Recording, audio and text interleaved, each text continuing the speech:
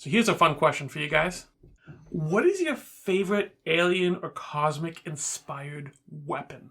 No lightsaber. Yeah, besides that. That's not even honestly, chainsword. Okay. Like Warhammer 40k level chainsword. Okay. Right? Like it's just a chainsaw and a sword. It's also Gears of War featured heavily. Okay. Yeah, okay. Yeah. That. Okay. I think what comes to mind for me, maybe it's because the era that I grew up in, but I think classic Doom, and I think the BFG 9000. It just fires a ball of plasma and destroys everything in front of it. Yeah, I'm all for that. Can I say the River Tam? Can I choose a person? When they accidentally build their own, like, a weapon out of a person, and the person goes rogue and fucks up whatever government, organization, whatever did it. Because I'm a sucker for that story. Because of Firefly, yes. Every other time that I've seen it recently has been pretty shit. Like, it's not always done well, but Dollhouse was a lot of fun when that happened there, right? Like, I like it when they're turning on. Since we're going with Firefly, I mean, I don't understand why neither of you are going for some grenades. Sure would be nice if we had some grenades. Her name is Vera. She is my very favorite gun.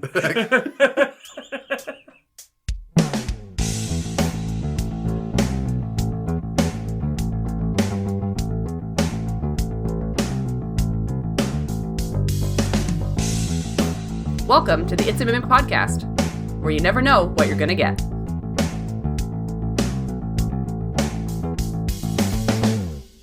Welcome back to It's a Mimic, where you never know what you're gonna get. And today we're continuing our discussion on aberrations in Dungeons & Dragons 5th edition. I'm Adam, and with me today are Tyler and Dan, and this episode is called Starspawn, Very Scary Emissaries. In this episode of the It's a Mimic podcast, this panel of Dungeon Masters will cower in the shadows of the representatives of the Elder Evils beyond the stars. But before we get into it, gotta ask you guys, do you like aliens and sci-fi in your D&D? Let's roll dice. I missed. How did you miss an entire tower? I don't know. It's got a mouth. Yeah, you just banged off the lips like, never mind. Like what, Adam? Like, hey, I rolled a 16. I rolled a natural 1, like my original throw into the dice box. Yeah. What was the question?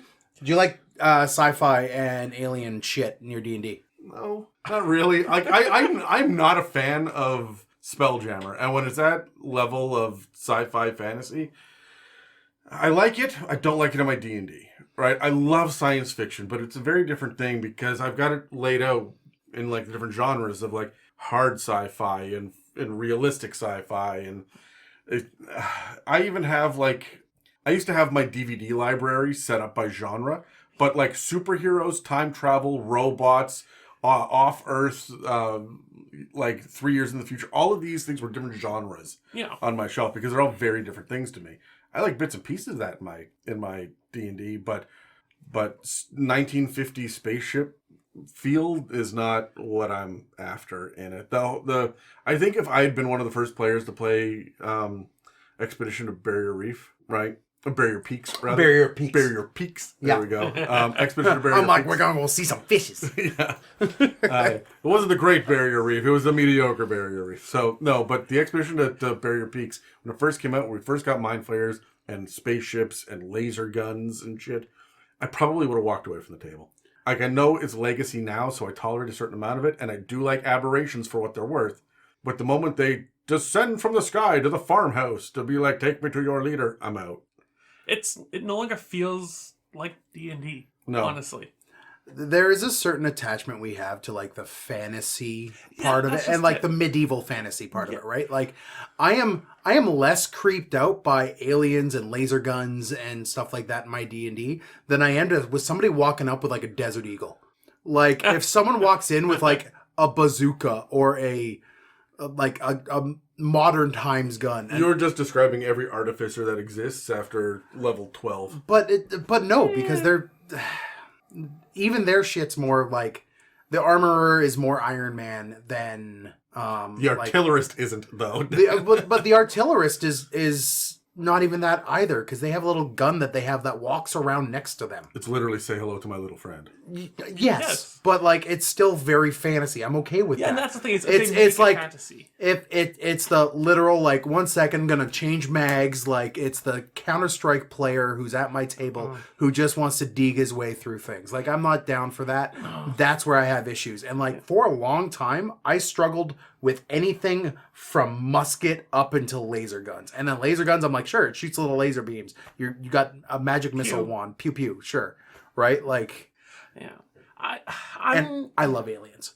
Aliens are welcome in my D&D no matter when, as long as, but not like little green men aliens. Like They need to be as far away from that as possible. Like, Yes. I'm here exactly. I'm here for the thing. Right? Yeah. I'm here for Color from Space. I'm not here for Star Trek. You want to bring the thing into your game? What? Yes. Okay. I don't mind sci-fi in my game as long as it is flavored appropriately. I don't want to bring in the 80s style sci-fi. I want to bring in horror. yeah. I want to bring that cosmic level threat where they look at it and they can't understand it. Yeah. I mean, when you have, we're covering Star Spawn and like that specific, like thin little narrow thread of aberrations. But when you get into like the other aberrations that exist out there, things get real weird, right? And they're weird with Star Spawn too. But like there's so much you can do with the things that come from the spaces between the stars, right? Yeah, and like to your point, a Grell, an Otyug, these things, a Beholder, these are not aliens. They are alien-minded. They are Alien-like, technically yeah. alien creatures, but they are not. They're not standing between Yoda and Marvin the Martian in the fucking lineup, right? Like, Right. And that's what I'm not interested in. That is why I have all the time in the world for the cosmic horror stuff. When we get to Spelljammer, and it is colonial space hippos and elves that with bubble helmets, and I'm not even gonna touch the Hidozi. But like when we start to get into that kind of alien shit, where it's like, oh hey, look at it, we have a brand new kind of giant, but it's just a tall blue guy that's a merchant. Like that's it's okay. I see where you're going with that, but he's a merchant to aliens. Fuck, like no, don't do that to me. Like don't give me your cute little penguin fae thing. Like that's too much Farscape. It's too SG1. Is that right? why? Is that why you have? We've kind of talked about this on the podcast before, but you've expressed a general distaste for the cutesy things in D&D, like the Hollyphant and the Flumph and the Almirage and those kind of things. I have no problem with them at face value. And as a matter of fact, I've leaned into it when it's been pets and stuff. No. Like, as the moment that it becomes a pet or a familiar, they will either get a lot of attitude for comedy's sake, as Dan has learned, and Miek is learning now. Just like your familiar just instantly hates you. He didn't instantly hate you. You kept sacrificing him to achieve goals. And after you die 90 or 100 times, you start to resent it a little bit. And he kept shitting on me. Yeah. And For good reason. Or they become very cutesy, like Megan's Grey Render, who we shrunk down to the size of a cat. Jeremy Render. Yeah. and he was very cute. He was very fun. And like I was happy to play with that. But you have to keep in mind what my table looks like. I've got Dave, who has no tolerance for that shit. Charlie, who has no tolerance for that shit. Mieka, Casey, and Megan, who I think have to deal with a certain amount of cutesy bullshit all day, every day, just because they're girls and they show up for the blood at D&D, right? Like, they're more bloodthirsty than anybody else at the table. Really? So, Yes. and I'm not being facetious on that. Like, That all of doesn't this, surprise me. all of the like, they are literally playing all princesses. All three of them All three of them are princesses. But they're all battle princesses. And it's... Yeah, there's not a single one of them that is... Well, I mean, Mieka a little bit. Purpose very much is I will not carry that luggage. That is for... I have people to do that for me. Like, Yeah. Yeah. And she's alone in a labyrinth right now. Yeah. So, yeah, for the next few sessions. So, yeah, I don't like the cutesy shit, but I'm... You forgot the one other person at your table who fucking adores it. I know you do. Yeah, it's me. I know you do. But I also know that for the last year and a half or so, D&D has been where you get drunk and blow off steam, and not so much have wacky, fun little adventures. Your wacky, fun little adventures are when you DM. Yeah. When you play, you want the mystery and the horror, and you want to be able to win, but you need all the NPCs to suffer so you can save them first. You want to be a hero. Yeah. Yes. In order for you to be the hero that saves a victim, you want the victims. I'm really hoping that isn't what you've picked up from what I've been putting down, because I don't want you to torture all our NPCs, Adam. No, not all the NPCs. Only the NPCs once. that you're just meeting for the first time. They're almost always in some sort of dire situation true. that require you to help them. Yeah. And that has been a constant theme where you said, I want to be a hero. I said, great, heroes save people. Therefore, people need to be in danger. Yep. So the point of this is, and here's the soundbite for the day, Dan likes to victimize people indirectly. Can that not be the soundbite? There's been a few of those in the 5-year history of this podcast. I'm just like, why is that the Dan soundbite? I'm keeping an audio file of I this. know you Yeah, are. I'm well aware that you are. I know. These are exhibits I'm looking A forward to through hearing G. this. Yeah. There's just going to be a Patreon episode eventually of just, hey, here's all the evil things Dan has said on the podcast, or things that has been said about Dan. Connected to Dan. Connected to Connected I to Dan. also have enough, yes, great idea, I would love that, or just maniacal laughter to splice in to really make it incriminating. Good. But if it makes you feel any better, It won't. I have an equal amount of that shit on Brad. So... And he's been on far fewer episodes, so like that's really scary.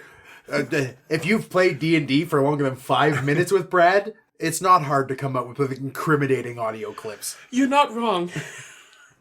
He's the kind of guy that's like, do you think spinal fluid is a good kind of lube? Fuck. It's come up. I know. Literally that. We've previously covered quite a bit in our discussion on Monsters in 5th edition. For all those episodes and more, you can follow or subscribe on Spotify, Apple Podcasts, YouTube, and dozens of other podcast apps. And if you'd like to support us, you can donate through the website, check our store, or join our Patreon and get access to other episodes and series. If you'd like to pay for some ad space on It's a Mimic, or just shout out to a friend, please reach out to us through our email and website that are listed in the show notes below.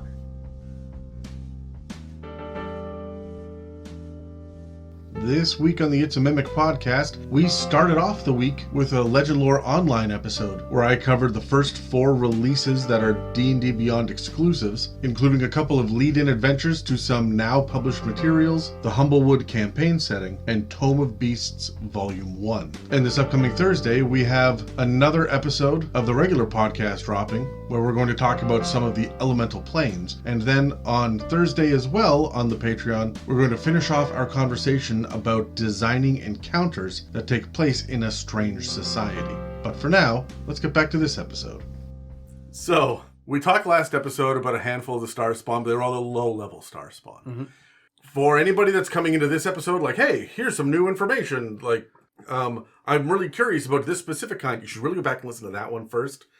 I know that sinking an hour and a half into the preamble of what we're about to talk about today might be a bit much, but there was a lot of inspiration on how these armies are being built, and we're going to be building off of that in this episode. So go back and check that out. But for now, let's roll dice and see who is going to be covering their monster first. I got an 8. I'm going last today. This is great. I got a 17. All right, what do you get? So the one that I'm covering is called the Star Spawn Larva Mage. When I first saw this, I'm not going to lie, it gave me shivers down my spine. Not so much for how its stats or anything, which is pretty intense, but just what it is. Ugh. Essentially, it is made up of a pile of worms that are living in this thing. What has happened is a cultist has essentially contacted a emissary from one of these elder gods. In this case, in Mordenkainen's monster book. It's the Monsters of the Multiverse. I don't care what it's called. It is such a fucking mumble mouth. It really is, yes. I don't know why they did that. I don't know either, but that's what I like to call it, Mordenkainen's madness. I also hate that it's commonly referred to by the acronym of MPMM because it's Mordenkainen Presents the Monsters of the Multiverse. and it bothers me. You could have just gone MMMM, Yeah. right? It could just be Monica Monsters of Multiverse. Yeah. And it would be great because we have the Monster Manual before that, so it would just be 3 N's instead of 2. Yeah. Yep. There is no forethought and there is no through thought when it comes to the planning of D&D book to book. I'm really hoping with the kind of the soft reboot that they're doing, or whatever the hell it is that they're brewing I right don't now. even know anymore. I don't even know anymore. I've seen some really cool things, but I'm really hoping that there is a little bit more thought put through. It's the same creative team with the same evil overlords. It'll be the exact same situation. Although they did fire half their staff just before Christmas last year, so... And the main creative director, not creative director, like CEO, has recently been stepped down or quit. Yeah, but they were only there for a short period of time anyway. Like, it's all of this. When you look at D&D 5th edition, it's not like Pathfinder or Call of Cthulhu where you can go and follow like a roadmap of the adventures and the logic between the ideas. No, 5th edition is like looking out at a field and just going from puddle to puddle. Yeah, I want that one. Yeah, and Yeah. so no, there's no cohesion even between like how stat blocks are laid up. I think we have 5 different ways that stat blocks are written in 5th edition. Hey, look, this, 10 years. this one has an alignment to it. Whoa. And a proficiency bonus. Yeah. Anyway, Back on the topic. So this one comes from Mordekainen Presents the Monsters of the Multiverse. And it says in there specifically worm-like entities. Like Kies and Kisef. Cuse, but yes. Sure. Names, okay? Cuse is a worm god. Names. Yeah. so am I. I'm sorry, Tyler, you were saying? So once a warlock of one No, of the... no. We're not moving past this. I defy the I am a worm god statement, because there's so much wrong with that. God, we don't need the sound effects. Continue, save me from this. You told me to stop. No, just I regret that decision. There's a soundbite. So when a warlock of one of these entities comes into contact with one of the emissaries of this entity, it has the ability to merge and becomes this crazy abomination, this aberration. And it is, as I said, if you look at the artwork of it, it is essentially, it's a humanoid figure, except that's made completely of worms with robes around it. Oh, I'm sorry. I don't want to imagine that. Oh, I'm putting these all over the place in my campaign. All over the place. You go ahead. Let it just leak worms as it walks. Exactly. If anyone has listened to to the Deep Dark Radiance, Oh, I know. they know I love a good worm. You like a good leaky worm? Was that- Yeah. Good job. Good job. You're welcome. So really quickly, if I'm looking at the stat block of this thing, first and foremost, the CR of this thing is 16. It's pretty high up there. Mm-hmm. Has to be if it's merging with an emissary. But you're looking at an AC of 16 on this thing. Average hit points, about 170. That's low for CR16. I but find that a little low. What's the AC? The AC is 16. You're going to hit it and you're going to take chunks out of it, so it's going to do damage or it's going to be But fucky. we're going to find a little bit later, though, what's going to happen with this thing. Yeah.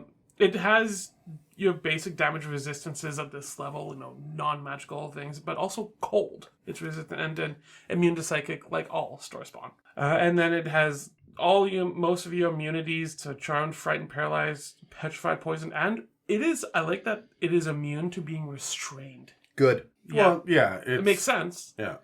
I don't know why you'd want to try and restrain this thing, but okay. Dan, why would you want to restrain something with a big worm? It's not a big worm. It is several small ones. Is that what it does for you? That's what floats your boats there? Is that? Yeah. God, you're disgusting. So before I get into the actions of this thing, I just want to go into the idea of if you get this thing down to 0 hit points, it has this thing called Return to Worms. Essentially, it breaks apart into a swarm of insects. It says a swarm of insects. It's a swarm of worms. It's not. Yeah, it's a swarm of worms. Yeah, it is. Absolutely. Now, if the swarm is not destroyed, like if it escapes, it reforms 24 hours later. So, hey, there you go. You got to deal with this thing again if you don't kill it. I want to point out a swarm of insects is really not that hard for a party fighting a CR16 to take care of. No, it's not. Like, it's not going to take much to take out a, armor class 12, 22 hit point creature. No. Sorry, I also want to point out really quickly. Before we go any further, you mentioned that it merges, the Starspawn Emissary merges with the cultist or whatnot. Yeah. It doesn't exactly merge with it. It psychically merges with it, and then when it does that, it transforms the cultist. Yeah. So the Emissary doesn't go away. The Emissary is still there. To... So you're right. Yeah. It merges with their consciousness. Yeah. Yeah. So if we go into kind of its actions, okay, it has multi-attack. It has a slam, which, we've seen, and it can poison somebody. Well, that's 3 of them. Yeah, and imagine all those worms. A lot of slamming. I like that with the slam, it has a constitution based poison. It is really fun to have. Which at CR16, poison is not a big deal. I've got a paladin in my party right now. I tried poisoning people. It's not a big deal. Right? And they're level 9. Well, that's because you only have 1 level of poison, and that's not how I operate. That's also true. One thing I like is it has a range attack and it uses Eldritch Bolt. I like that it's not a spell they cast. This is just something. No, it's a ranged spell attack. It is, but the thing is, though, it's treating it as an attack. It's not as one of the spell casting. Mm-hmm. Also, I hate that it's Eldritch Bolt. This is the thing that Monsters of the Multiverse did that I don't like. That should be Eldritch Blast. Yeah, it should when be. you look at the damage that it's doing, it's D10 based. Yeah. But by making it an action and not a spell, you can't counterspell it. Yeah, and that's what I love about this is it's not a spell. But that makes counterspell something that's not worth taking. I don't know if it says ranged spell attack. But it's not about spell attacks. It is specifically about counterspell, right? But the thing is, though, at level 16, you're going to be saving counterspell for something more hefty. Yeah, but my problem is if you go by Monsters of the Multiverse, nothing has spells anymore unless they are specifically a wizard. Yeah, true. Yeah. Also, to be fair, it has up to 3 of these as an action, and they do 3d10 plus 3 each. And force damage, so your barbarian's still going down. Right? Yeah, exactly. But that's not all. They have one that it's a recharge on 6 called Plague of Worms. And essentially any creature other than Starspawn that is the verbal component of this is chlamydia. I had Clone High going through my head. Oh, yeah. You got crabs, ass face. Yeah. Anyways, continue. Anyone within 10 feet must succeed on kind of a dexterity save of 19. And that's a saving throw, or they're going to take 5d8 of necrotic damage. And I love this. They're also blinded and restrained because of the amount of worms that are on them. It is a water cannon of worms that it's coating you with. Yep, it is covering every orifice. There is a book, just real quick, there's a book called He Who Fights with Monsters, where the main hero has the ability to kind of do this shit, and it's really, really cool. He's got like an apocalypse beast that is his familiar, that is basically a Starspawn Larva Mage. Yeah. Honestly, larva, sure, worm, yes, they're leeches in my head. Yeah, they're leeches in my head. Yeah, too. they're sticking to you. Yeah, just checking. And saying, flavor this, guys. It's going to be whatever worm-like creatures you want them to be. Yeah. Furthermore. And I like that this is also every single turn that's on them. And then they can repeat the saving throw if they want. I would hope they would. Otherwise, it's going to continue to do that 5d8 every single round. Yeah, and it does the damage at the beginning of the turn. You can save at the end of your turn, right? So you will take that damage. Yep, exactly. Why, this doesn't force the saving throw. Why would you ever say no? That's all. It's not taking you an action to make the save. It's just at the end of your turn you can make the save. Is it just grammar, you have the ability to do this, but why would you ever not? Why doesn't it just say the creature then... Yeah, it's true. It remakes the save at the end of it just says you can repeat the saving throw. Okay, so my thought process is because that's the language that they use in 5th edition. Yeah. However, in previous editions, there were things like, if you take this much damage, then you will regen this, and you can do this kind of damage, and you can... Oh, yeah, okay. So, it was okay to take damage sometimes. You do it on purpose sometimes, right? But that hasn't translated into 5th edition. I wonder if this phraseology is a holdover.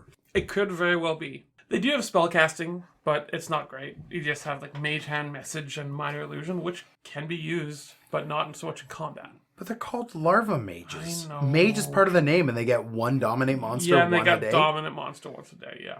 We talked how they had low hit points. Well, as a reaction, they have something called Feed on Weakness. I love this because anything that's in 20 feet of it that fails a saving throw, not a specific one, any saving throw, the mage gains 10 temporary hit points. Now, I wonder if this would stack. No. Well, no, it's a reaction, so it's only once per round. It's once per round, and temporary hit points won't stack. So No, you're right. So at what was the average? 168. So it has feasibly 178, but you got to do that 10 over and over and over again. Thing is, though, that's only based on that reaction. No. It also has legendary actions.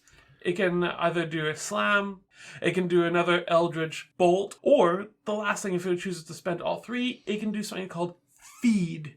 And each creature that has the plague of worms on it, each creature takes 3d8 necrotic damage, and the mage gains 6 temporary hit points along with it. So it could be a total of 16. No, temporary hit points don't stack. So you can't use them both at the... Unless it specifically says that it can stack, it doesn't stack. Oh. Yeah, that's rules is written, unfortunately. Yeah. My DM rule on this would be it does, but that's just me. It depends how scary you want to make this guy, right? Because I really like what's the CR on this guy? 16. And it has a low hit points. So I would want to give that ability to... I'm throwing this at my level 14 party because by then they will have gotten enough magic items to be hidden beyond their means. However, I want them to run into one of these guys, and then at level 16, 2 of these guys, at level 18, 3 of these guys. But if I have it stack, I can't do that. That's killer, right? Fair. So I want to showcase these more than just once. No, that's understandable. They have upwards of 220 hit points if you go with the full thing, which I always do anyways. Yeah. That's So, true. 220 hit points is really nothing to shake a stick at, but 16 AC of just natural armor. That's also just natural armor. Yeah, keep in mind... He's not really casting a lot of spells. He's got some decent saves for the big ones, though. He right? does, yeah. Now, he is a Larva Mage, so it's understandable why he doesn't have a lot of hit points. Because it is technically a mage, even though he doesn't have a lot of spells. I don't know. With his stats as well, like he's got a hot int, like just he's got 18 int, but his strength is 17 as well. Like this, Well, this guy's not afraid to wade into the thick of things. Well, especially with a +6 to Constitution. Yeah. I'm sorry. You want another thing that's missing? We should roll dice. Yeah, let's roll We dice. should roll dice. Yeah. So aim for the open mouth, Dan. One of these days, I made it in the open mouth. It just flied out. it flied out. Huh? Flied out. Jesus. 14. What do you want to ask me?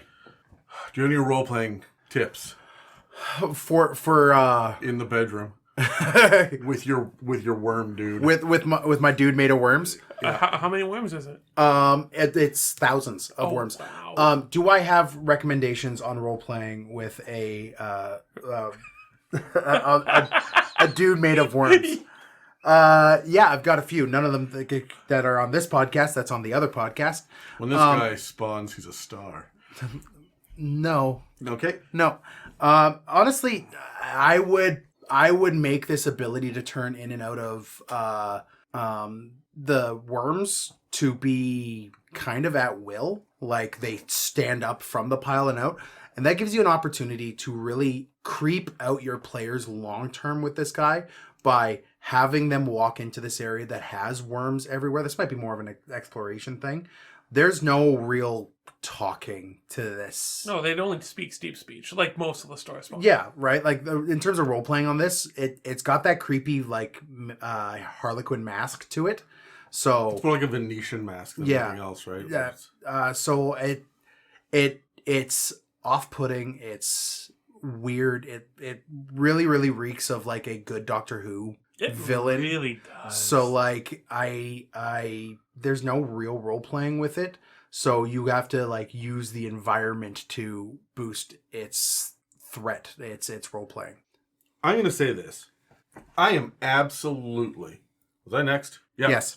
I'm absolutely going to make it so this thing only speaks deep speech. And deep speech does sound like wet noodles going through a garburator, right? Like, it's fucking weird. And the idea of trying to understand it is even beyond like the Chewbacca language barrier. It's more like, was that even anything besides noise? Did a creature make that sound? However, this thing has mage hand, and I'm inspired by that. Because if you are walking up to this thing and you are demanding to find where the hostages have been held, and it just looks at you, and suddenly a spectral hand appears in front of it, goes into the mouth of the mask and plucks at a particularly large worm and brings it over to you and plucks it on your shoulder. If you do nothing, it will swiggle up into your ear and you can now understand it. And now it's going to role play. Cool. Oh. Horrifying, but yeah, cool. exactly. Yeah. So, and also his name is clearly Jim. Because he's an earthworm in a suit. I don't get it. Yeah. Role-playing tips, Tyler. Before I would say that there are no role playing with this thing, unless you want to go on the other podcast. I want to point out, it also has message. It also has minor illusion. It does, yes. So, but message you're only able to convey in the language that you speak with message. I mean, yeah. So that's what I'm going to be doing with role But play. you whisper and it pops into their head with the deep speech, but it's more of a psychically heard thing, right? Essentially, what I would want to do with role play with this is I would want it using message with its deep speech, trying to communicate with the party, making its own demands. So it has a spell save DC of 16. Yeah. If it casts message, everybody roll a, let's call it intelligence save. Mm-hmm. If you succeed, nothing happens. If you fail, you take 1 psychic damage and can understand it for the next round. I want to point out, there is no save to the message spell. I know, that's why I said, just- let's say intelligence. Yeah. No, I'm looking at it going, legit, there is no save to that at all. You just This is, you. Everybody hears it, but can you interpret it through the slurping in your brain? Right, that's what the save is. Yeah, and I would want to play around with that message idea for role playing. It's hard to role play with this thing if you can't understand it. So I like the idea of take that damage, then you can understand it. I don't know what we've mentioned Mage Hand, we mentioned message. I'm going to mention minor illusion because I'm a fan of my illusion spells, and like the things you can convey with an illusion true. spell are insane. And this thing thinks outside of any sort of path of thought that would be common on, Faerun or wherever you find yourself. So like it is going to talk through symbols that it creates with minor illusion in front of you, right? And it's just like a shuddering of images through minor illusion, and then it'll just look at you like, get it? I also like the idea too that the minor illusion is not just like we think about normally with like, oh, we create out of nothingness, we create an image that moves and does a thing. No, it spreads larvae out And the larva moves. and it moves and it casts minor illusion on top of it to like give detail to the simplistic shapes the larva are. It's like, I'm not sure if anybody here has been keeping up with any of the Marvel products recently, but like in Loki, the He Who Remains like talks about the war that happened between the between himself basically, and like it's like this weird sand amalgamation almost, just make it of worms, right? And it just shifts into that shape of what's happening as he's describing it. Yep. Yeah. All right, well, since you talked about minor illusion, I'm just going to say... Kang the Conqueror. That was going to bother me. I just want to say, how can you, if you can't communicate well, so it has to have some way, how are you possibly going to dominate any monster without dance furniture? With minor illusion. Oh, you'd want it to be... God. No, Tyler. No. You don't want to use illusion to get people on the furniture. That's wrong. You also don't want it to be a minor. Is this a Drake song? Yeah. Anyway, moving right along. Environmental. Worms, man. You got worms. I look at it like this. You know how it returns to the return to worms feature that it has, right? You should have about 5 dozen of these. Like, there should be 60, 65 of these swarms around that part for the characters, right, as they walk through. And then one of them suddenly stands up, and, like, from the mass, a cloak and a mask and stuff appear, right? And then, if it ever turns back into it, you don't know which one of these, or if all of them are This was going to be one of my combat ideas. Oh, yeah? If you're fighting this thing without, like, 7, 8 to 10 of these little half CR swarm of insects that are just worms. Yep. Everywhere in the space, like, beyond the range of a fireball, okay? Like, beyond the range of a cold of cold. Like, just have everything around the party dripping with worms when you're fighting one of these things. You're doing it wrong. We've had leaky worms and dripping worms. Tyler, what do you got for us? Moist worms. That's a given. Go to the doctor. Yeah, there's ointments. Honestly, with exploration, I would say wherever they're walking, they're leaving a trail of worms behind them. Wherever they are, it's not just piles of worms everywhere, it's whenever they move, they're leaving a trail behind them. But on top of that, I want to add this in. If you want to use these guys and you don't want it to be some sort of worm-like entity, make it a different swarm. It doesn't have to be worms. Just a bunch of scarabs. They do that in The Mummy. Yeah, again, there's a lot of different ways you can use this particular creature. Well, they did that in one of the Spider-Man comics a while back, too, where they had the polar opposite of Spider-Man, and it was a man made of, I want to say, 1,000 spiders. Oh, yeah. And then all the spiders... It was in one of the spiders of multiverse. One of the multiversal spiders is 1,000,000 spiders in a Spider-Man suit. I can't tell you how much I don't care about the comics Marvel. This was in the movie, the newest one that came out. Yeah, that's true. That was in there. Sure, but I cannot tell you how much I don't care about the Marvel comic shit that goes on because it's fucking dense. DC is no better. I am done with comics these days. Yeah, fair enough. But I want to encourage that. If you want to use this, the guy, use him. But you can change this one to match the entity. Yeah. Don't just change it because you don't like it. Match it to the entity that you have. If you want to make it creepier, don't have worms where he's been. Have worms show up where he's going to be. Ooh. So having worms coming up out of the drain, or like you roll over and find a couple little black worms on your pillowcase after your long rest, right? And then the next night, there are 5 or 6 worms that are noticed, like crawling around by the fire. And you just keep upping the amount of worms for 4 or 5 encounters. And then he shows up, right? I like that. Combat, Scraniel. I'm sticking with what I said before. You need... You're level 16, CR 16, adding 12 half CR other swarms around wouldn't be amiss. Like, you're not going to really change the difficulty of that battle very much, especially if they're more there for ambience. I like to modify monsters as I play, give them special cool little things. Having the star spawn be like the star spawn mage being an amalgamation of worms doesn't necessarily mean that it is that specific amalgamation of specific worms. Yeah. It is a conscious creature that can then move around from worm to worm to worm. So if you blow up that set of worms, it's going to stand up from this other set of worms, right? And you've got to kill all of the worms to get rid of the... Because you're getting rid of the consciousness. Yeah, exactly. Not the thing. Exactly. Yeah. So... Yeah, that you're going to drag your combat out quite a bit. I do that, but that's okay for this. It's a nice dynamic combat for that as well. If you're planning for it depends if it's the boss or the lieutenant. If it's a lieutenant, I wouldn't necessarily do it that level. There may be 3 or 4 pools, not a room full of... Yeah. But I'm sitting here looking at the fact that it's got one crippling factor here. It's got all this really cool shit that it can do once, maybe. Yeah. And because Slam and Eldritch Bolt, and then like the spellcasting is nothing in combat. So when you get into the legendary actions, it's Slam and Eldritch Bolt again. But the other stuff that it has is, first of all, a DC 19 dex save. You're tier 4. One person will fail this. Mm-hmm. Yep. Only one. So, and they're going to shake it off on the next round. Someone's going to give Bardic Inspiration. Someone's going to cast some sort of spell, and this is all going to take care of itself.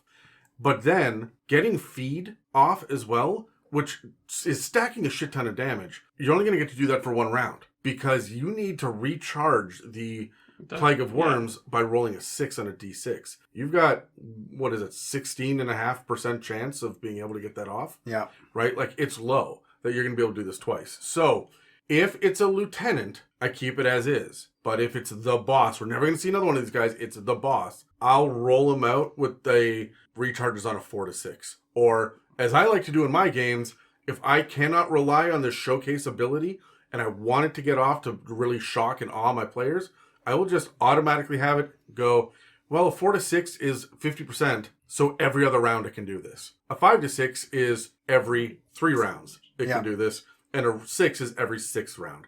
And if it's going to be every 6th round, then he's cagey, he's running around, he's dragging combat out to get it done again, right? Yeah. So that's how I'm good. Like, that's my combat tip here. And also, every time that someone takes a chunk out of this guy, whether it's a fireball or a short sword, worms go splatter on the wall. Yes, behind of course. him, right? Oh, yeah. Like, yeah. Absolutely. The description is going about, like, when he gets hit, is going to be very, very memorable if you can get it done right. Yeah. I like to play with the idea that it's mage, and I want it to act like a mage. It's not going to be up in your... I'm going to treat this as...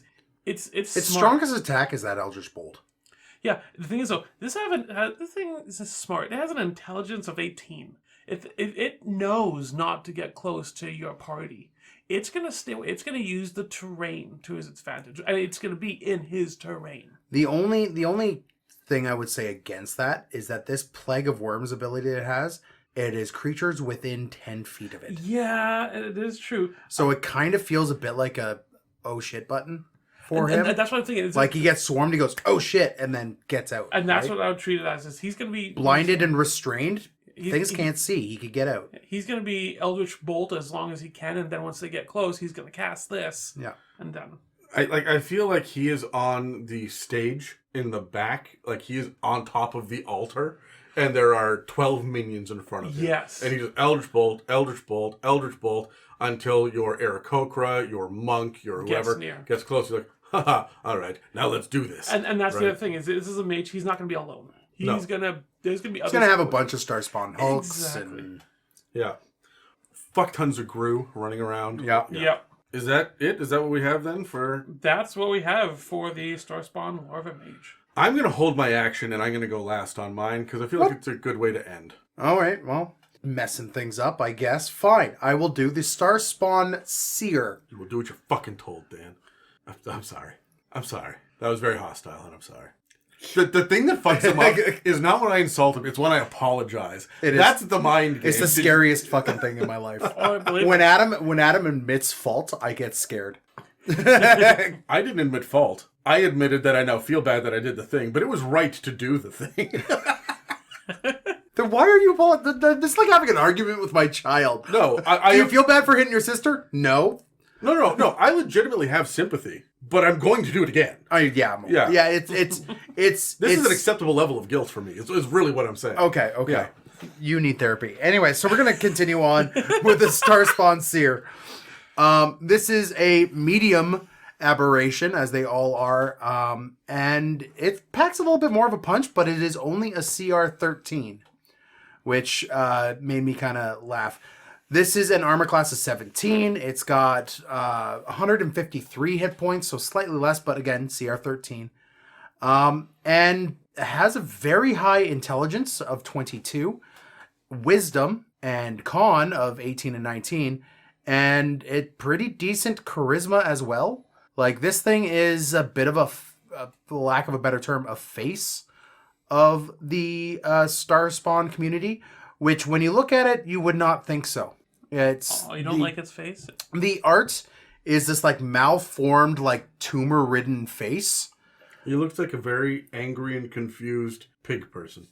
Kinda, right? So With tentacles coming out of it. how these things are formed is a cultist will make a plea or a prayer to whatever ancient evil deity or entity that will then send forward one of these creatures that will then possess the body of the cultist, and almost instantly it will twist its form. Tumors will pop up.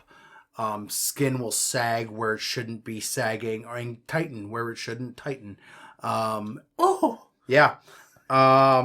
This basically, it transforms this thing. But one of the little notes here in the kind of description of it that I found really, really cool was that the consciousness of the mortal that it kind of takes over is still there. It's just repressed by the Starspawn Seer. You want to know something really fucking horrible that I found out the other day? Sure. Kind of tangential to this. So a while back, there were some scientists that did a study. Now, there were people that, for legitimate medical reasons, needed to have the right half of their brain and the left half of their brain separated for safety or for some sort of tumor or whatever.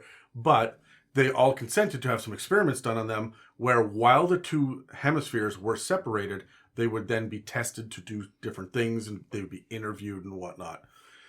And one of the weird things, and it was stuff like, can you blink but the other eye, if you're only using this half of your brain, shit like that, right? And like, which hand can you control? Are you more artistic? One of the things that's fucked up is that when they separate the two different halves of the brain and they say, hi, do you know what your name is? They both say yes and give different names. That's fucked up. Isn't that fucking weird? Okay. Isn't that fucking weird? I don't know what to do with this information. That is the end of this story, but like, I don't know what to do with that information. But you brought this up. What is your subconscious's name, Adam? Dan. No, that's just your conscious's name. I don't have That's a conscience. suppressed. I don't have a conscience. Come on. No, but isn't that fucked up and weird? So like the idea that you may have a passenger all the time that can't step forward and take control. Kind of gives you an idea of like why a lot of cultures and people believe in like the idea of a soul in something.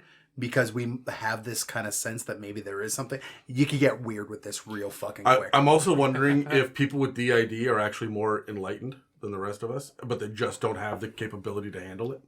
We could get weird with this Anyway, real quick. let's move on. Tangent here. 1 second while we create a new branch of it's like Hey, we're talking about cultists, so I'm making a cult. okay. So back to the Starspawn Seer. I see what you mean. Yeah, its saving throws are pretty decent as well. It's got an 11 for int, wisdom is 9, charisma's 8. Same saves as it had before, as the Larva Mage had. Same resistances all the way down. However, this one can speak Common, Deep Speech, and Undercommon. I think this is one of the only ones that can speak other languages. Yeah. Specifically Undercommon, which is interesting. Yeah. I assume that this is quite popular with a lot of the races of the Underdark. Yeah. Like, I could see Kuatoa becoming a big target for Starspawn. Like, oh yeah, we're totally your gods, guys. I just don't want us to think that everything that comes from the stars has to be in the Underdark just because Mind Flayers are. Fair enough. Yeah, I think that's why they did it. Potentially. But it doesn't have to be. I think it's just because Common is the most common language on the surface. Undercommon is the most common language under the surface. And a lot of these cults hide in the Underdark to grow because there's kind of the room to do so. Anyways, moving on. They have this one cool ability called Out of Phase Movement where they can move through other creatures and objects as if they were difficult terrain. And this movement does not provoke opportunity attacks. Note, this is not a I choose to do this ability kind of thing. Literally any movement they do, they can phase through things. What happens when they phase through them? Well, they could take 1d10 psychic damage. And the creature they move through. The creature takes 1d10 psychic damage and cannot take that damage more than once a turn. No doing this weird, like, back and forth bullshit. And if the Seer ends its turn in the same square as a thing and is occupying it in this way, it takes 1d10 force damage. Okay? Yep. So, it does only have a movement of 30 feet, so, like, this doesn't get too crazy, but it could just fly through your entire party and just do a d10 to everybody before it does any action. Yeah, it can, huh? Right? Yeah. Now, in terms of actions, it does have multi-attack where it could do 2 Comet Staff attacks. We'll get to that. Or Psychic Orb attacks. We'll get to those. What's the Comet Staff? Well, the Comet Staff is a staff made of bone, gristle, and meat and starstones. Okay. Okay? It hits pretty hard with a plus 11. Does only a d8 plus 6 bludgeoning plus 48 psychic damage. Ooh. On a hit. And if the target is a creature, which of course it is, it has to make a Constitution save or be incapacitated until the end of its next turn. Ouch. That's pretty hefty. That's pretty hefty. If it's not close enough to use the Comet Staff, it will use the Psychic Orb, which is kind of like the Eldritch Blast that we saw with the Larva Mage, but this does 5d10 psychic damage. Yay. Yay. Finally, it has on a recharge of 6 the ability to collapse distance. Well, what does that mean? It means that the Seer warps space around another creature that it can see. That creature makes a save, and on a failed save, the target, along with any equipment it's wearing, is teleported up to 60 feet to any unoccupied square that the Space Seer can see. Then, each creature within 10 feet of the target's original space is going to take 6d12 psychic damage, whereas on a successful save, the target will take 3d12 psychic damage and won't be teleported. Interesting, because this is one of the handful of times where it's not half damage. They literally just say roll fewer dice. Yeah. Normally you would still be rolling the 6d12 and dividing by 2, but this is actually rolling. So this is actually a little bit less. A little bit, yeah. Yeah. Yeah. Here's the other thing that I find interesting with this. It's 60 feet to any unoccupied space. If you're on the side of a cliff... Yes. The other interesting thing is, if the creature fails a save, each creature within 10 feet of the target's original space takes that damage. Yep. The creature doesn't. If the creature fails the save, then that creature takes psychic damage. There we go. That's why it's not half. That's why it's roll. Cool. Neat. But like, this thing has you're just going to move over there. It's not going to harm you unless it's throwing you off a cliff, which it could do, or move you 60 feet straight up and have you fall. Yep. It could do all that. But all of your friends are just going to take a fuck ton of damage. If this thing gets the drop on you, holy shit. Oh boy. Finally, it has the ability as a reaction to bend space, which will allow the Seer to basically switch places with any other star spawn it could see within 60 feet if it would be hit by an attack. Then the creature it switches with will be hit by that attack. Neat. Yeah. So like don't have these things alone either. It's the goblin boss thing, only at range, which I like. Yeah, 60-foot range. Yeah, that's good. I mean, it is only once a turn, though. It is a reaction. Sure. Dice. Initiative. Let's roll. I got a 5. Oh, we got to Oh, roll. we gotta roll off with our 5s. Tyler's going first. Oh dear. 19, 13. Okay. All right. Tyler, you're first. Oh, right. So, Role playing. How are we going to role play one of these guys? well, seeing as it is one of the few that can actually speak, it is essentially, I'm going to make this thing the conveyor of the message. It is going to be trying to sway the party saying, hey, my god is coming. You will need to bow down to him or else shit's going to happen. Yeah. And so that's essentially it. And that's what I'm going to be. He's not going to try and make deals. He's not going to try and say, okay, maybe. No, it's, I have a clear message for you. I am their mouthpiece. He's the Ebony Maw from Endgame. Yeah. He has the mouth for it. Endgame? Infinity War. Yeah, I mean, both. Yeah, exactly. But that's who this character is. I don't see him giving out quests or anything like that unless it's to further bringing the god closer. But it's No, I disagree. This guy is the mouthpiece, I agree. But he 100% could give out quests. well, You put this guy in front of a party of like level 6. yeah. The thing is though, but all the quests, whether it's hidden or not, again, what's his intelligence? 20 is a plus 6. 22. So he knows that he could secretly be giving out quests, but in the end, it's for the further bringing the god closer. 100% it is, right? Like, this guy's going to give out evil quests, but he is smart, he is charismatic, and Yep. he is wise as well. He's got stacked He knows social skills. how to talk. So he knows how to talk and he knows how to manipulate. Exactly. And this guy could become the Grima Wormtongue kind character. Yeah. Just a very powerful Grima Wormtongue. But I don't envision him just giving out random quests. I do. I see this guy, like, for my social thing, like, I see him manipulating the party, being the one star spawn your party can speak with. Like, if you're rolling up to this guy and he just doesn't want to fight you because he's alone, and he is far weaker when he is alone, Yep. he is going to talk to you. He is not going to want to fight, and he's going to want to get the hell out of Dodge. Oh gosh, yes. That is his whole thing, right? Now, is he otherworldly and evil and kind of like the Zora King mixed with the cultists in Indiana Jones? 110% he is. But there's a certain level of like Kingpin feel I get from this guy. Just hyper intelligent, evil manipulator. Works behind the scenes, right? People fear him. This guy's got such a high like social capability. He can easily be the cultist that's controlling a town from behind the curtain. So, the cultist gets infected, right? Mhm. So here's my deal. your benefactor, your guild leader, the wizard that sends you on your quests, whatever, through tier 1, suddenly starts to feel ill. He's been researching things, forbidden texts, you can't look into them yet.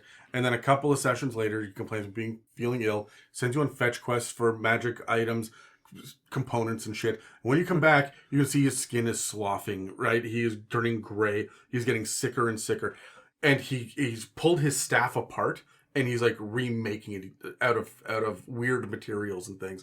And all the way through tier 2, you watch him get sicker and sicker until he's just this weird, like, doughy version of himself. And there's little, like, black tendrils that are sticking out of the folds of his skin. And he just feels so sick. He's moving so slowly. But every time your party is not in the room, he stands up, because from session 1, it's actually been this consciousness that's taken over. Yeah. Right? And so he is your big bad, not even the big bad, the herald of the big bad for like 13 levels. This guy's perfectly set up to be the double cross.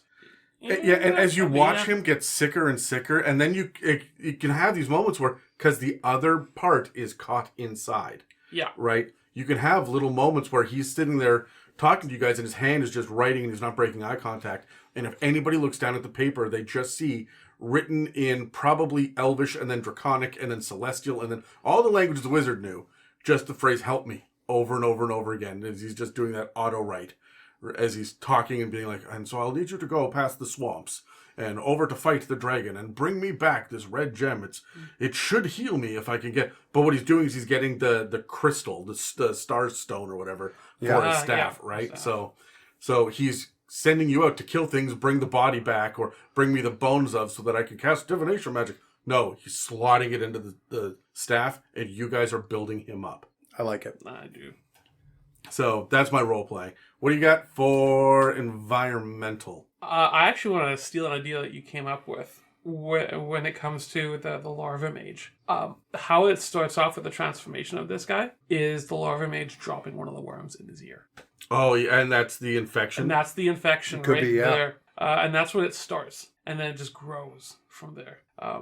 But You could have an entire town of like Stepford wives almost. yeah. And so... Hold on. Are they hot? I mean, the Stepford wives. Cool. What's the downside of this again? Your party will think they're all hags.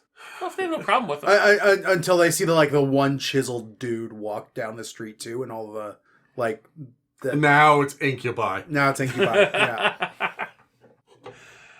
But that's what I would have for the exploration side of this, is kind of looking how they became this. Yeah. And I love the idea. I was really inspired when you mentioned that this is how this thing came into being. Heck, it could be even, I would even have the party see this happen, and then they run into this guy later. I would love, for my exploration, I would love to have one of the party members. I would, of course, talk to them to the side and not give them all the details, but as a character building thing, if there's a player that's leaving or whatever it is, have them become infected as a party member and give them the heads up, this is what's happening to your character. I did that with an Intellect Devourer in my evil campaign. I had one of my players drop out. She wanted to do something else with her evenings and stuff, and I went, okay, cool. I need you to get infected by an Intellect Devourer in your last session. And so she did, and then I played it as an NPC for a little while, just getting weirder and weirder.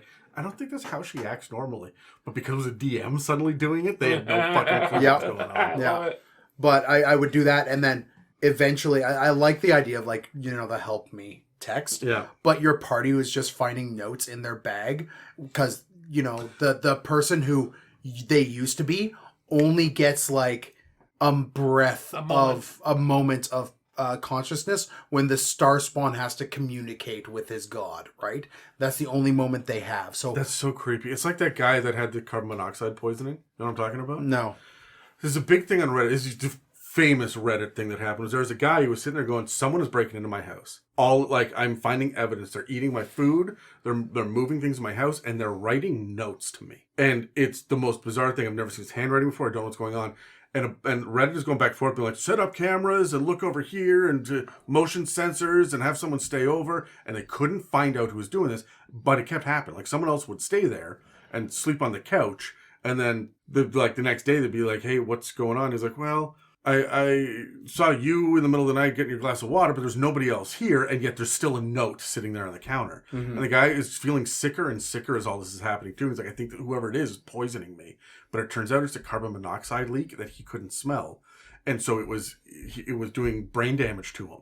And so he was losing memory, not able to realize that he was leaving himself notes. Oh.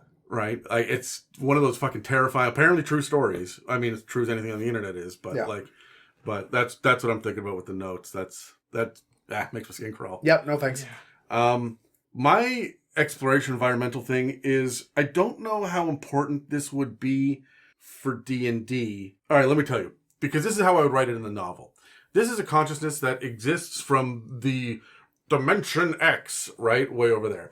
Now, are you guys familiar with Flat World? Yes. Yeah. Okay, so for anybody listening that's not familiar with Flat World, the idea is that if you were to draw on a piece of paper a triangle, it would have 3 sides, but if you need to make it a prism, you would actually have to break the 2-dimensional scope you're going to go to 3-dimension, and like a point would rise out of the center, and you would become aware of a 3rd dimension. We exist in four dimensions, depending on who you talk to, because time, right? Yep. So we exist in 4 dimensions in our world. If this creature comes from the 7th dimension and can perceive things that we can't, then it would be able to understand, because it's bending reality all of the time, that space is a non-factor. It just doesn't really matter. Mm-hmm. The same way that space to us doesn't matter a whole lot. It's time that we're most concerned with, right? But the 3rd dimension would be the thing that 2-dimensional creatures are the most concerned with, right? So this thing would be able to, I would give it ventriloquism, because its voice exists in more than just 3 dimensions. Yep. I would have it know things that have not happened yet, as well as things that should have no right knowing. Because time, it is beyond time. It would be able to just manifest itself by teleporting to other places. I'm giving this thing teleportation. Yep. But for the round that it teleports, it's in 2 places at once. And the body is doing the same thing, so the one on the right swings to hit. The one on the left swings to hit too, but there's nothing there. There's just a mirror image, or an exact replica of. And then it's done the teleportation afterwards. Like, that's how fucking weird I want to get with this thing, right? Because it's a seer, and I want it to be able to see through people like X-ray vision, but be able to control how far into someone. Like, it can see your skeleton or your heart or through you, like you're not even there. Right? Or see what's crawling on your back right now, right? Yeah. It should be able to control its telescopic X-ray vision through objects and people, and I just wanted to be aware of more of the dimensions, and I don't know all of the ways I would represent that at the D&D table. Like, I'd have to sit down and really plot this out, but that's fucking weird, and that's the kind of weird Star Spawn shit. That actually fits a character that I have in my campaign world right now that creeps the players out because he just knows shit. And then will just disappear for points on time. One player, they love them. They use them as a source of information. The rest of the players there's something weird about this fucking guy. So, Brad, if you're listening, don't. All right. Combat inspiration, Tyler. Honestly, I would have Star Spawn Hulks with them, because it actually says right in the description of the Hulks that they are seldom encountered without the commanding Star Spawn Seer. So if this thing is getting into combat at all, it's going to have Hulks around with it. And so it's very much, it's going to be attacking from a distance. If it's going to try to walk through you to get away from you, and then this Hulk is going to be near it. Or what it's going to do is it's going to be up close and personal with you, and then as soon as you try and hit it, it's going to bend space, and the Hulk is suddenly going to be there. And it even mentions the Hulks in the yeah, it says it is never far from Hulks. Exactly. And the Hulks are immune to its psychic damage, and if they take damage instead of it, then it ricochet. Like, there's a bunch of weird Hulks. Exactly. So this thing is, if it is ever going to be That's why they do so much of that friggin' psychic bolts damage, is because they hit it with the psychic orb. Yeah, they hit the Hulks with it. They're immune. But it bounces massive amount of damage is bouncing off to other things. Yeah. Yep. Holy hell. That's my combat thing. That's what I'm going to do. Okay. Yeah. I'm going to focus on the fact that this thing is never it's never it's never in the same space for 2 rounds. And by that I mean I really am tossing teleportation on this, and I'm doing that as a movement, not as an action. Mm-hmm. Right? I have noticed, because teleportation used to be part of movement in a previous edition, and so I brought that over to 5th ed without really paying attention to how it was used, and I realized it was so much more powerful because you weren't burning actions on it, right? Mm-hmm. That creates a far more dangerous combatant. If I could be honest, the Psychic Orb is powerful, but there's not a whole lot else going on with this guy in combat, right? No, not So, really. not when it can do this collapse distance once, because it recharges on a 6, right? So, I do like that it has this crazy reaction. Yeah. So, where it can change positions with another star spawn. I would also, just for me, like to say it will do that even if the star spawn is dead. So that it will just suddenly disappear, and there will be a Hulk standing there looking at you, and then it will topple forward. And you will see all of the like axe marks in the back from where the barbarian killed it. And then over on the far side of the field, this thing sits up. And then runs the fuck away, right? So that's he speaks common. See ya. Yeah, it's also a reaction. So like it teleports 60 feet away, and then it gets its turn and dashes. Yeah. Or something, right? Yeah.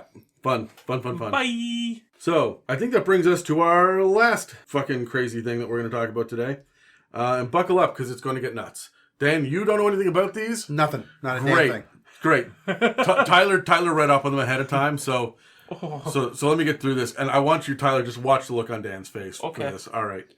We're going to be talking about the actual things. You don't have to stare at my face while you're... As a matter of fact, I don't recommend it. We're talking psychic damage. So, we've talked a lot about different kind of emissaries and whatnot, but the emissaries are actually a thing that were brought to us by Van Richten's Guide to Ravenloft. So, let me start from the beginning.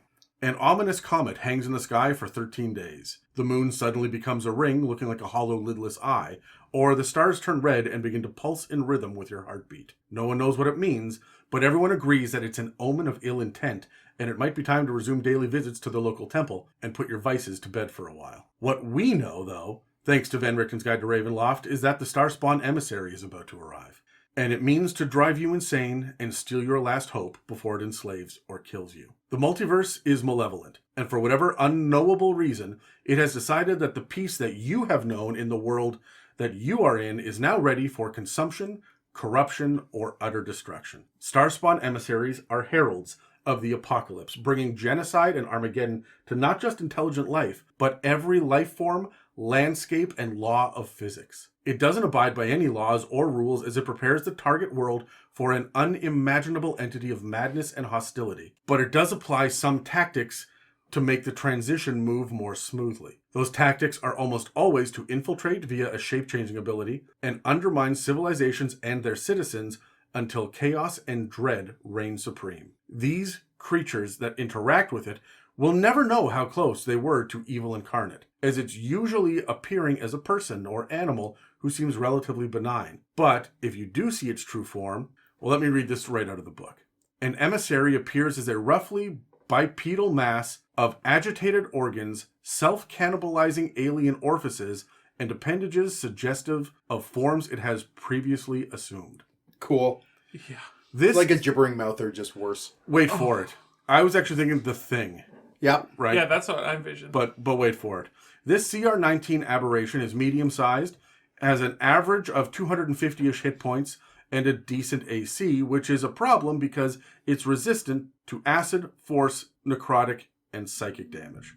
On top of that, it has a nearly insurmountable wall of stats that all range above 20, except for Dex, which has an 18. Oh, no. It has bonuses to all the mental saves, Arcana, Deception, and Perception, and is immune to being charmed and frightened. It can move 40 feet across the ground and around, or it can hover and fly at the same speed. Cool. It knows every language, has 1,000 feet of telepathy, 1,000 feet of telepathy, and has 120 feet of true sight. Couple all of this with a passive perception of 21, the fact that it can just choose to succeed 3 saving throws per day, and it doesn't need to sleep, eat, drink, or even breathe, and we're starting to understand the CR19. But before I even get into the actions, it's safe to say that this is a campaign villain for a level 20 party. Yep. It does make 3 attacks. One with a lashing maw that can reach 15 feet and does about 30 points of piercing and acid damage on a hit. The other option for attacks is called Psychic Orb that has a range of 120 feet and does an average of just under 20 psychic damage. And it also can use an action to change into any small or medium creature or change back into its true forms. And that's all for actions. But there are legendary actions. For 1 legendary action, it can use the Psychic Orb. For 2, it uses its Teleportation Maw, which is functionally like Misty Step. And remember, these are maws that open. So how does it teleport when it does that? It would open its mouth so wide that it would go all the way around itself and touch, leaving nothing but a void, and then appear somewhere else within 30 feet. Of course. Because it's a teleportation maw. How else would that work? I'm not quite sure how a lashing maw works. That is when your mouth and tongue and It's a teeth pseudopod of teeth. Yeah. just jumps out of the head of this thing 15 feet. But for 3 legendary actions, it can use what's called Psychic Lash, which chooses a creature within 30 feet, forcing a DC 21 Wisdom save, and on a failure, they take 8d8 psychic damage and are stunned until the start of the target's next turn. Which is pretty big.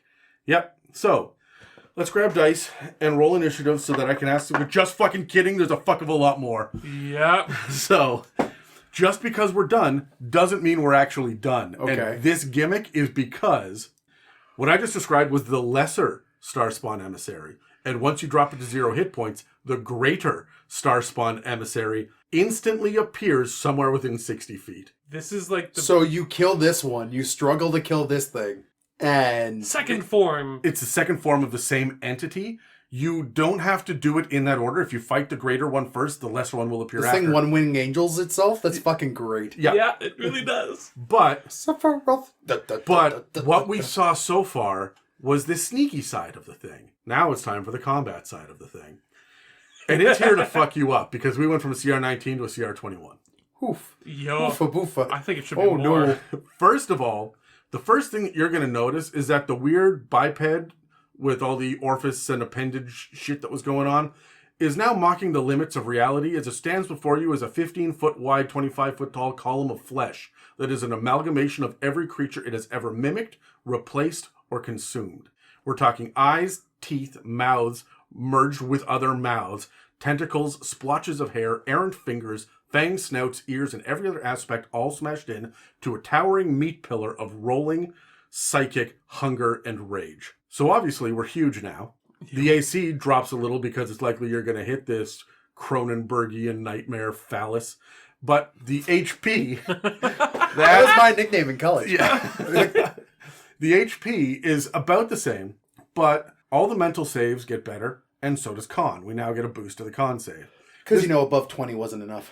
Well, no, as a matter of fact, it wasn't, because we're all above 25 now, except for Dex, which has dropped to 13, because you're going to fucking hit it, and Wisdom, which hovers at a 22. And I do mean hovers, because yes, the speed is still 40 feet for both walking and flying. And it can still hover. So, it drops proficiency in Deception because, let's be honest, lies are the last thing you're worried about at this point. Arcana and Perception bonuses go up, which means its passive perception is now 23. But all of the rest of the features are the same, which means it still has all that 1,000 feet of telepathy and knows all languages and resistances and all that other shit. So, the one thing that does change is it renews those legendary resistances that just says that it can shrug off whatever save it fails. Yeah. But instead of getting 3 back, it only gets 4. So that's a total of 7 before your initiative is over. Well, you said only gets 4? I feel like it should have more. Oh, okay. We're dealing with 3 attacks in the multi-attack, and while the Lashing Maw and the Psychic Orb get little boosts, we now have Unearthly Bile, which recharges on a 5 or 6. Remember I teased earlier about Vomit, Dan? Yeah. This hits everyone in a 30-foot radius. Oh. Centered I'm on... sorry, wait. Radius. Centered on it? Nope.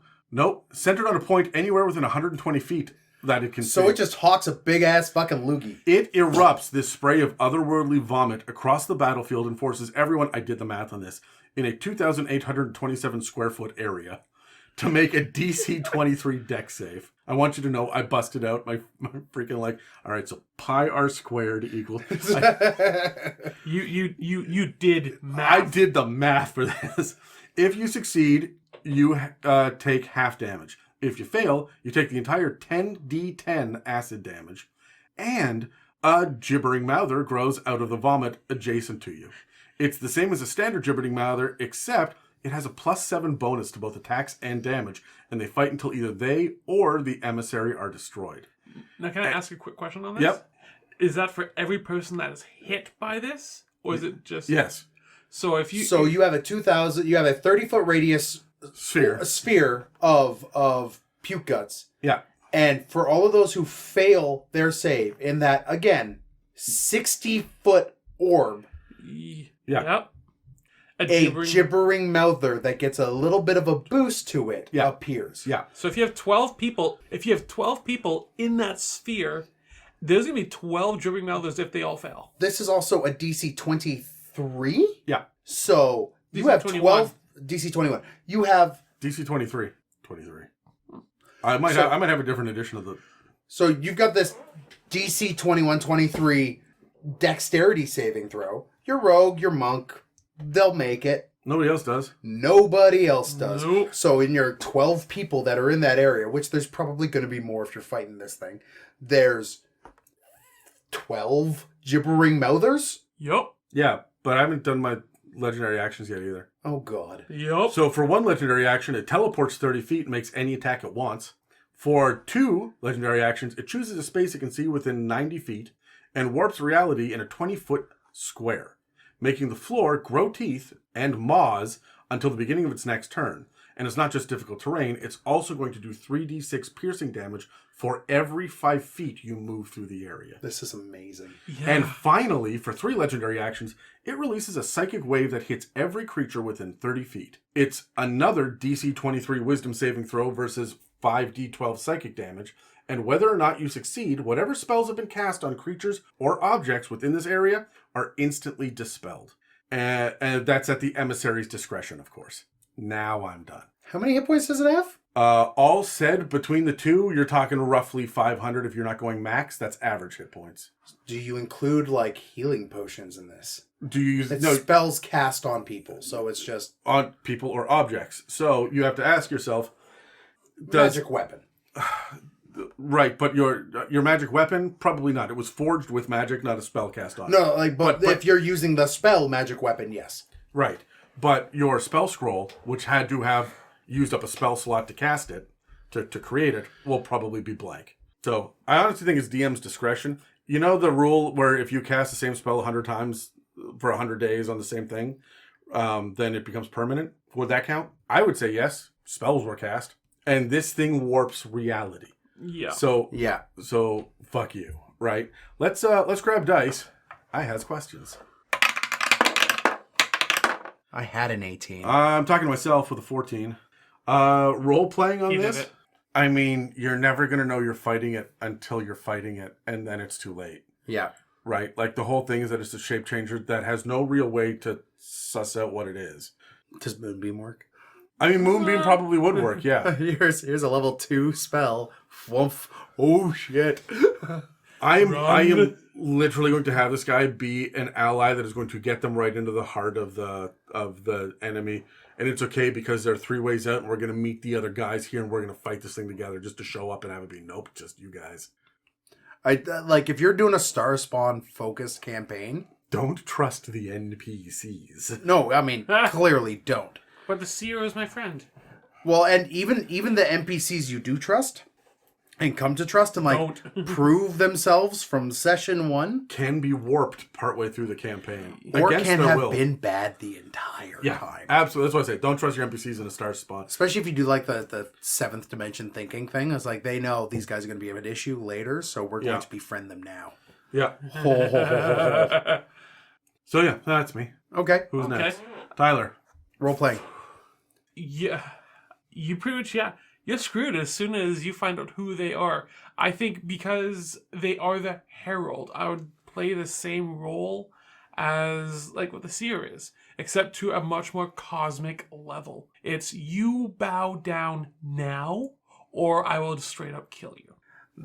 I don't even think that there is a you bow down. I don't think There's a certain amount of this, much like Cthulhu, like he's going to drive you nuts and eat your face, but like he still needs slaves Yes. for his empire. And it right? says that he's the emissary. yes. So in the lore, I didn't really touch on this. These are emissaries not only for the great old ones or unknowable gods, but they could also be this is a fraction an image. You know, I was talking before, the flat world idea. This is just our dimensional understanding of the actual creature, and this form that we are seeing is a fraction, an aspect of it. It's one spike on the sea anemone, right? Doesn't it say in the lore that literally a fingertip?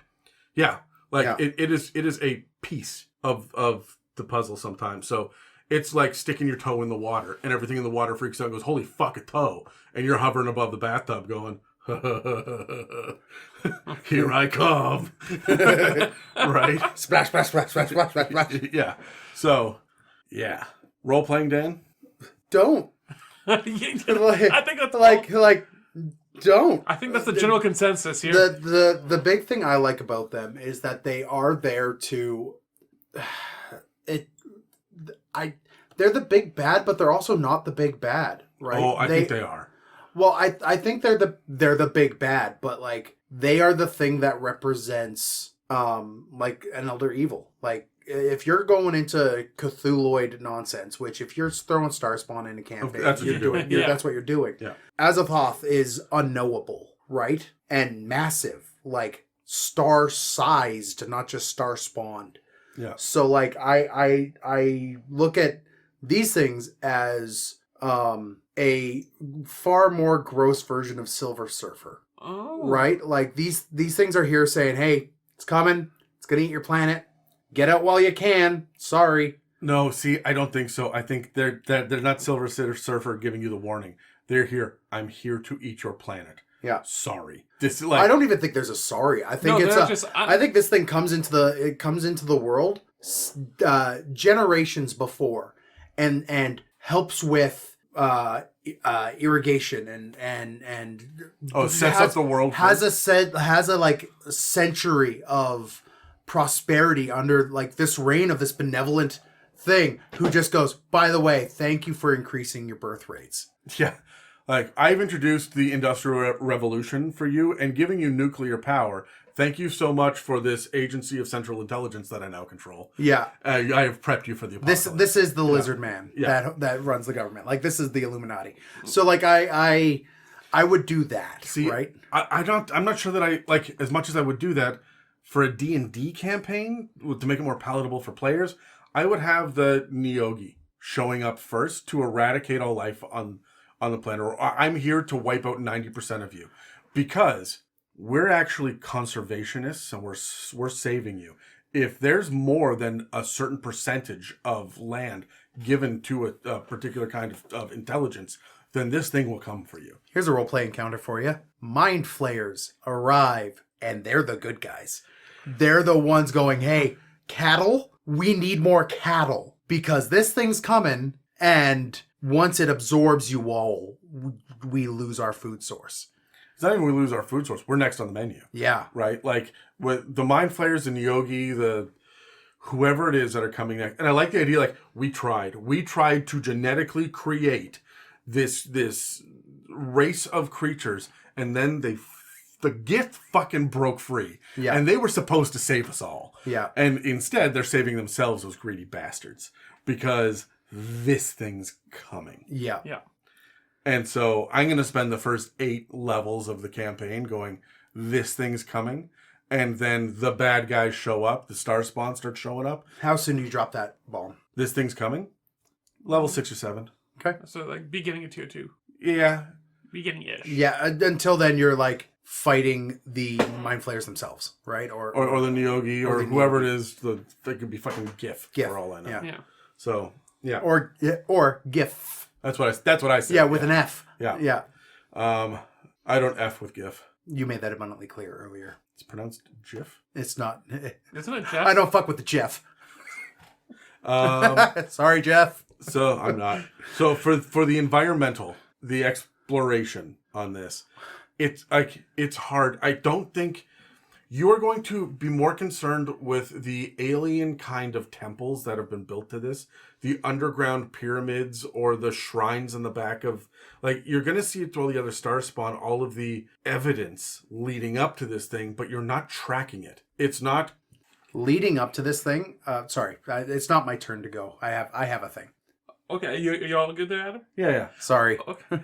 Something that came into my head as soon as this thing is talking about all the crazy things it can do, especially with its maw and everything, is from the old Stephen King's Lengle years. Yeah.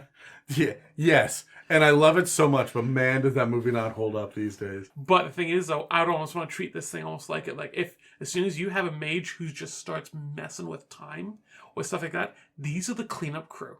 Because they exist outside of your dimension. You guys have plane hopped when you fucking shouldn't have. This is Star Trek, right? Like where none of the other alien races gave a shit. Nobody wanted it until you got warp technology. And the moment they detected your warp signature, they all came. It was a beacon to find out new player on the field who's gonna scoop up and take them under their wing, right? Except you didn't say, "Hey, look, it's a warp signature. We might be good guys." You rang a dinner bell. Yeah. And your guy, you like maybe, When you said it's Star Trek, I was like, so how are we saving whales? Are we going to slingshot around the sun? there are space whales in Spelljammer. I guess that's true, yeah. So like you're being shitty about it, but that's a fucking thing. That truly is. Yeah. If So you choose not to save them, then these guys come after you. I want to call him Kandori, but I'm not sure my Spelljammer knowledge goes that deep. So my whole idea is it harkens back to a module that I've mentioned before on the podcast called Cauldron. And there's a part of Cauldron where you go to something called the Plane of Cysts. And it is a entire plane where you're walking on fleshy ground and there's mouths everywhere, teeth, tongue-like appendages that just flop around as trees. This is Pathfinder, right? No, this is 3.5. Oh. Okay. And like massive cysts that grow and pop, puddles of just fluid, little hairs that stick out of, like, it's just gross. The entire thing is gross. So you were saying, this is why I interrupted you so rudely before. You were saying like they don't have any sort of thing that heralds their coming. Nah, man, you have to go to a planet that has been taken over by them, and it's something like this, right? You get to see an entire planet, every single source of energy, source of matter, carbon, whatever it is, has been converted into flesh, and it is part of it, psychically bonded to it. And there's just Starspawn wandering around on this planet made of flesh. You have found some sort of otherworldly ally, whether it's Modrons or Celestials or someone is like, I will ally with you. I'll meet you at this planet where we're mounting our final defense. And you get there, and that they were the most powerful whatever, and they are half converted by the planet, so like the top half of them sticking out, and they're begging for death as you approach. Oh. This is where we launch our tier 4. Yeah. Yeah. Neat. For combat, Yeah. I just need to remind you. Brad, don't. Of all of the things. Yes, it's got, for my final form, like for all of the shit it's got going on, I have to remind you, the flesh column flies. And that's so fucking crazy to me. It doesn't fly, it hovers. It has a fly speed. It flies. It goes 40 feet. Yeah. It flies faster than the fighter will run. This monolith of skin and mouths Island. is going to rise up off the ground and just fly. The halfling druid is just going to have a mental break. This is where I know that I have a player at my table and his name is Dan, who's going to say, "Can I ride it?" You're going to try to hop on it. You're going to try to climb this phallus, and you're going to just ride it until it's done, until it's spent. I just get like Doctor Who stuck in my head that this is the... Why? Because, ooh! No, because I'm thinking hovering and just the flying, this is kind of like the... It's kind of got like that shitty like early 90s TV like Xena graphic like CGI to it. That's what I feel. Just like you could tell this was just added in post of this thing just floating around, just undulating as it's moving. Someone's moving the celluloid that's on top of it, the screen on top exactly. of it. No. But yeah, this thing has so many ways that it can just screw your party over. I want to point out, like, this is also the Emissary. This is the Starspawn Emissary. It is not going to be alone. There is going to be Larva Mages. There's going to be Hulks. There's going to be everything. But that's the thing is, I think you're going to fight the red herring first. And you're going to win. And then the NPC is going to say, Great. Now we can go loot the thing, turn off the beacon, get the gem, whatever the thing is. Grab the MacGuffin. All we have to do is go into this back room to do it. And now you guys in a tight space Stuck with this. are stuck with this guy, and there's no way out. There's no allies coming anymore. And then they close the door behind your party and just turn the lock. Yeah, because you used all your spell slots. This is the double gotcha moment of level 20, we did it. That seemed kind of like it was epic. It was big. I guess we're done now. So we loot it and go back and marry the princess, whatever the fuck we're going to do. And then they get behind the closed doors. And it's like, oh no, we weren't done. There's one more bad guy. And also he has a final form. And that's so badass and I love it. I'm all for it. And I think it's great. Was that it that we had for combat? Mm-hmm. All right. Well, it's almost that time again. But before we say goodbye, let's jump into our last info break. If you've been inspired by the conversation in this episode, please feel free to reach out and share your creativity and ideas with us and the rest of the community. You can reach us on Facebook and Instagram or on our subreddit r/itsAmimic. Also, if you're feeling particularly generous, please follow and subscribe and leave us positive reviews, likes, and comments. Engagements like that help us pop up on search engines and keep this show running.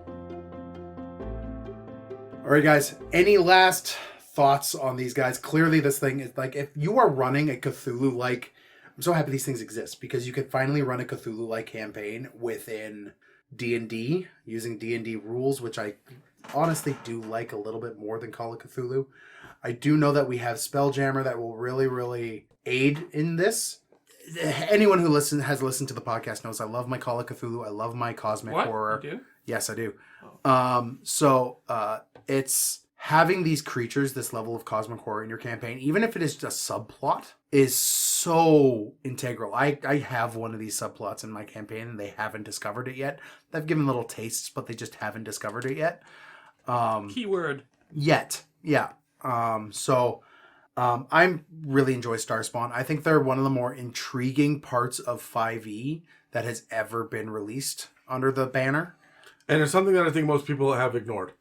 Oh, yeah. Because they're weird. They don't make sense. Like, there's no cohesion between the images when you're flipping through the books. Starspawn and Sorrowsworn. Like, they're the two, to me, that are, like, iconically 5e that have actually brought some good oomph. Like, I would rather run one of these than a dragon straight out of rules in 5e, right? Yeah. I will say, I think the other thing that gets completely overlooked in 5th edition is the Yugoloths. Yeah, that's true. That's the other one that I'm like... It's because for the longest time we had 2 of them. No, that's not true. There were 5 in the Monster Manual. Are there 5? Yeah. Yeah. Okay. Yeah, and then they got fleshed out, but like in weird places. Yeah. A lot of times, so... I really like the idea of these Starspawn, all of them, including in the previous episode that we covered.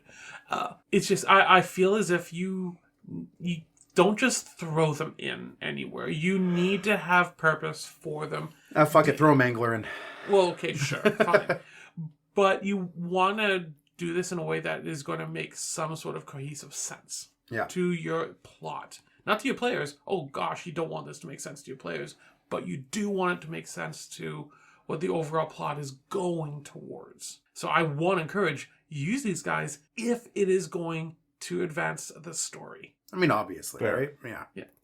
So my final thought is something that we don't talk about much on the podcast because I'm not quite sure how the OGL and the copyright laws and stuff work. So we often shy away from Wild Mount and Critical Role stuff, even though Wizards of the Coast has published 2 books in tandem with them, right? Yeah. So I tend not to pay too much attention to what they've got going on. I know I'm not including the Tal'Dorei re-release that they did on D&D Beyond. I guess that's fair because you got Netherdeep, you got Wild Mount, you got the Tal'Dorei thing. Yeah. But when they released Wild Mount, I flipped through it. I like it. The Netherdeep, everything's about the red moss and shit in it, but Wild Mount was just kind of like a smattering of it's a gazetteer, right? Yeah. Like it's a little bit of everything, kind of like the Eberron book. I like Gazetteers. Yeah. However, I didn't realize what was in there until Jeff actually pointed it out. He said, one day we should do an episode on the core spawn. Oh, what the fuck are the core spawn? I'd owned the book for like a year. Yeah. And I'd flipped through it a bunch of times, but I'd never really stopped to look at them. The core spawn, I'm going to read this really quickly. Okay. Just say, you should be inspired by this. And if you if 6 creatures are not enough to flesh out an army of Starspawn, Core Spawn. The Elder Evils assault the multiverse in strange and calamitous ways. Sometimes they breach the material plane by exploiting the unfathomable energy and darkness found in the world's depths. So it's from inside, not outside. However, they're all very insectoid. You have a Core Spawn Crawler, an Emissary, which is just kind of like a big old bug thing, a Core Spawn Seer, so it's very much in the same vein. Yep. And then the Core Spawn Worm, which is gargantuan. That's a gargantuan gross thing. Yeah. That's beautiful. We're dealing with the Crawler is CR1, which is great because the Gru was one of the fractions, right? Yep. So it gives us foot soldiers. The Emissary is CR6, which fits nicely for a whole bunch of different combat through tier 2. And then the Spawn Seer, the Core Spawn Seer, is Challenge Rating 13, which was the same as the other one, yeah. the Star Spawn Seer. Yeah. I know that they're not the same things, but I feel like they very much could be. They're very They're adjacent. very similar. Yeah. And so I would flesh out my Star Spawn. Oh, by the way, the Core Spawn Worm is CR15. That's it? It's For a gargantuan gargantuan? worm thing? It really has barbed tentacles and a bite. Okay. Okay. So, like, it just wants to eat you, and then you get swallowed, and it's all the swallow. Funny seeds. enough, I trust their ability to properly see our monster than I do the base guys who create 5e content sometimes. Yeah. So well, it's play tested, Yeah. right, before it gets released, and like by people that do it for a living. Yeah. So not people that are copy editors that are taking out their lunch break to play test it, right? So anyway, so I would suggest all of that was in the Explorer's Guide to Wildmount. It's definitely worth checking out, at least on D&D Beyond, looking this up to see if you want to flesh out your Star Spawn. Because the army is great, it's not deep enough. Yeah. 6 monsters is fine for bullywugs or gnolls, not for a level 1 to 20 campaign villain arc, right? I mean, you kind of fill it out with cultists, but yes. By God, I am so fucking sick of cultists. Yes. You're right. It is cultist as far as the eye can see in this as well, right? And I'm mixing in mind flayers. I'm grabbing all the corrupted shit from the Shattered Obelisk. I'm heading to the Netherese shit in the end of Icewind Dale, right? Like, I'm finding my inspirations other places, but those are just great for monsters that are already ready to go. And because we've got another Emissary, we've got another Seer, and we've got a Worm, which goes with the larva theme, right? I just got a great fucking campaign idea. You mentioned the Netherese, and I'm just like, Oh, buddy, you mix in the Netherese with all of this shit, that's just a whole other and now the level there. Star Spawn actually their home is where you're at is Faerun, and they are returning. Oh, I love it. Okay, cool. Can I be in that campaign? When an 8th day of the week becomes available, we'll discuss it. Excellent. When the 8th day of the week becomes available, you're editing more. Anyways, that's all for this part of our conversation on Starspawn in D&D 5th edition. Please take a second to engage with a like, follow, comment, and review to help push our engagement. And don't forget to subscribe to find future inspirations for your campaigns. If you'd like to support us, we have a store with some merch and a donate button on our website, it'samimic.com, as well as a Patreon. This episode and others can also be found on Spotify, Apple Podcasts, YouTube, and most other podcast apps. Thanks for listening to It's a Mimic, where you never know what you're gonna get. This has been an It's a Mimic production. Please check the show notes for this episode to see links, time codes, and credits, and don't forget to reach out and share your own inspirations.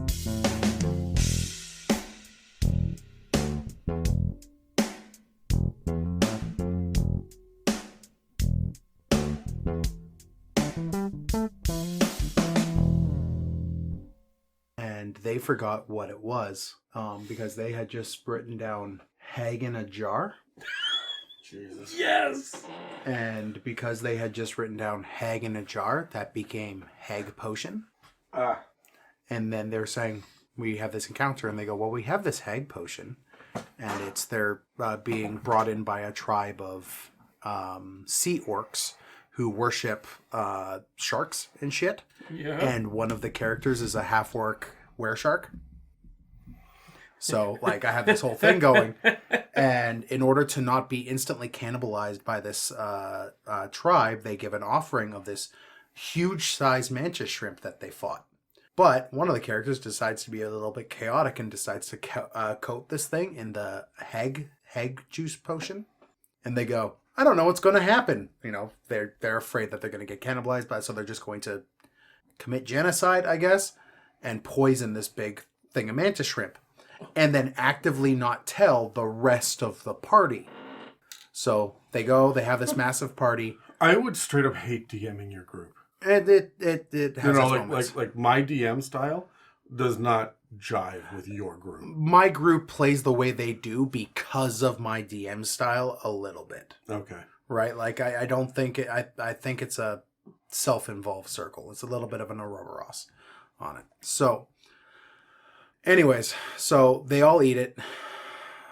The poison mantis shrimp, because the player who poisoned it wasn't there the next session. To really warn everybody, and me being the DM was like, I'm not going to go out of my way to tell everybody because this is more fun for me. So all of the people who ate this thing, which is like 3 members of the party and most of the orcs, start vomiting. Mm-hmm. And I end the session with a bile golem made of throw up and mantis shrimp parts. It's funny you say that. We're going to be talking about that in this episode. There will be some bile and some vomit. Yeah. And then they had to fight that. And I had a bunch of gricks that were... I just used the stat block for gricks, but they were just little puddles of bile and shrimp that would like float over to it and heal it if they got in contact. And one of my players plays a lot of video games. He figured it out real quick. So it only happened like 3 times. But it was still a fun little encounter. Your DM sadism has gone out of control in the last like 2 years. And I think it's because of the group that you are DMing. Like they deserve it. Probably. It's a chicken and egg thing here. It's some of them certainly do. Others probably don't deserve the pushback they get, or at least the trauma that I feed them. But I'm trying to like cram up 7 different campaigns worth of stuff into one because all of them have very drastically different characters. So, yeah. You just kill off a few of them, get them all on board. I've done There that, you and then go. they just make more different characters. Just gave more things to play with. It's true. All right, let's fuck this pig. Dan likes to victimize people indirectly. See you next Tuesday.